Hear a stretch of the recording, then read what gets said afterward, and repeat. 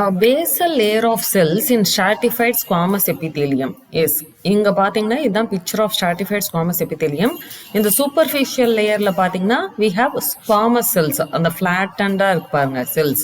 ஆனா கீழே வர வர cells வந்து ஒரு polygonal போகுது. அப்புறம் கீழே basal layer எப்படி இருக்குன்னா it will be cuboidal or columnar. இப்படிதான் இருக்கும். basal layer வந்து cuboidal or columnar தான் இருக்கும். So cuboidal columnar is the answer. Stratified squamous epithelium can be keratinized இருக்கலாம் இல்ல நான் keratinized இருக்கலாம். எங்க இருக்கும் அப்படின்னு பாத்தீங்கன்னா எங்கெல்லாம் ஃப்ரிக்ஷன் ஜாஸ்தியா இருக்கும். ஃப்ரிக்ஷன் எங்கெல்லாம் ஜாஸ்தியா இருக்கும்? ஸ்கின், அங்க ஃப்ரிக்ஷன் ஜாஸ்தியா இருக்கும். So keratinized stratified squamous epithelium. அப்புறம் நான் keratinized வந்து மவுத், நம்ம தினைக்கும் சூ பண்றோம் இல்லையா, அதனால அங்க ஃப்ரிக்ஷன் ஜாஸ்தி. வெஜைனால ஃப்ரிக்ஷன் ஜாஸ்தி.